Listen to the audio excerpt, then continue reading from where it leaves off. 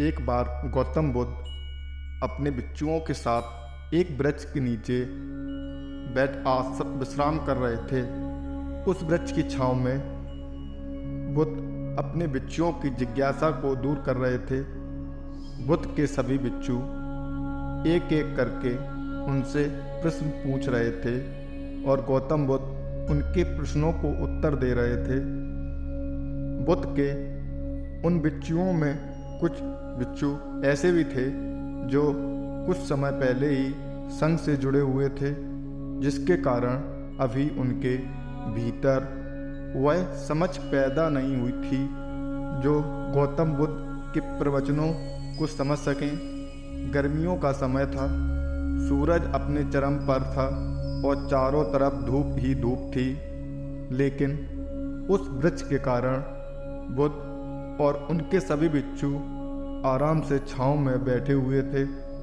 इतने में ही गौतम बुद्ध के एक बिच्छू की नज़र एक बूढ़े व्यक्ति पर पड़ती है जो उस वृक्ष के पास से ही गुजर रहा था। वह बिच्छू उस बूढ़े व्यक्ति को देखकर अचानक से ही हंसने लगता है। उस बूढ़े व्यक्ति की उम्र बहुत ज़्यादा हो गई थी, जिसके कारण उसकी कमर मुड़ गई थी। उस बूढ़े व्यक्ति के हाथ में एक डंडा था, जिसका सहारा लेकर वो बूढ़ा व्यक्ति अपनी मंजिल तक पहुंचने का प्रयास कर रहा था।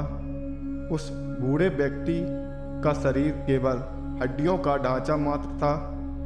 अपने बिच्छू को हंसते हुए देख बुद्ध उससे कहते हैं कि मेरे प्रिय बिच्छुओं, कृपा कर हंसो मत, क्योंकि जिस व्यक्ति को देखकर तुम अभी हंस रहे हो वो कोई साधारण व्यक्ति नहीं है, बल्कि वह व्यक्ति इसी क्षण तुम्हारे जीवन को रूपांतरित करने की क्षमता रखता है। जो आज तक मैं तुम्हें सिखा नहीं पाया, वह यह बूढ़ा व्यक्ति तुम्हें सिखा रहा है। इसके द्वारा दी गई सीख को बेकार ना करो। बुद्ध की ये बात सुनकर वह बिच्छू बुद्ध से कहता है कि मुझे क्षमा करें बुद्ध, पर मुझे ये समझ नहीं आ रहा है कि जो एक बूढ़ा व्यक्ति जो खुद अपने शरीर और अपनी बीमारियों से लाचार है, वो मुझे क्या सिखा सकता है। फिर बुद्ध उस बिच्छू से कहते हैं कि ये बूढ़ा व्यक्ति तुम्हें तुम्हारा भविष्य दिखा रहा है। जिस बुढ़ापे को और लाचारी को देखकर तुम अभी हंस रहे हो, वो बुढ़ापा और लाचारी तुम्हारे जीवन में भी आने वाली है।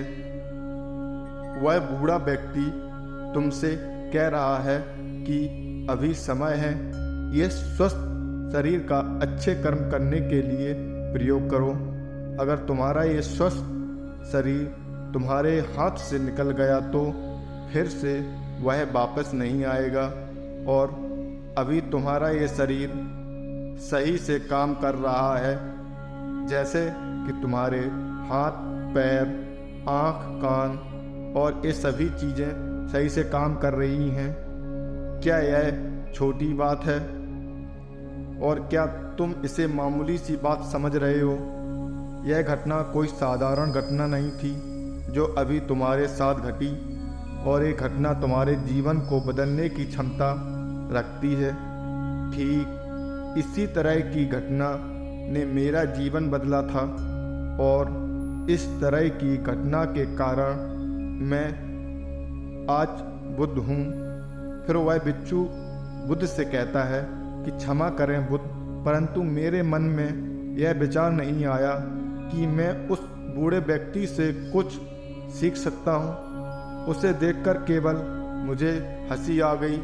ऐसा इसलिए हुआ क्योंकि तुम्हें अपने भीतर कहीं ना कहीं लगता है कि जिस स्थिति में आज वो बूढ़ा व्यक्ति है, उस स्थिति में तुम कभी नहीं आओगे।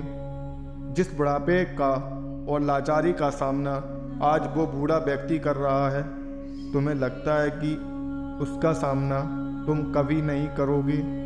इसलिए तुम उस बूढ़े व्यक्ति को देखकर हंस पाए। तुमने सच्चाई को नज़रअंदाज कर दिया। अगर तुम सच्चाई को देख लेते तो चाहकर भी अपने आँखों के आंसुओं को नहीं रोक पाते, परंतु तुमने सत्य को अनदेखा कर दिया और तुम बहुत बड़ी संभावना से चूक गए। बुद्ध की यह बात सुन वो भिक्षु बुद्ध से क्षमा मांगता है और ये निश्चय करता है कि वह अपने स्वास्थ्य का उपयोग करके अहंकार को बढ़ाने में नहीं बल्कि परम सत्य को पाने में करेगा। दोस्तों, जो लोग इस कहानी को पढ़ रहे हैं, हो सकता है कि आप बड़ी बड़ी समस्याओं में हों या हो सकता है कि आप परेशानियों में हों, लेकिन फिर भी एक बात को हमेशा ध्यान में रखना कि जब तक आपका स्वास्थ्य ठीक है तब तक आप किसी भी बड़ी से बड़ी समस्या से बाहर आ सकते हैं। दोस्तों, इसलिए बुद्ध ने कहा है कि हमारा स्वास्थ्य हमारा सबसे बड़ा उपहार है जो हमें इस सृष्टि से मिला हुआ है, इसलिए इसका उपयोग सही से करें।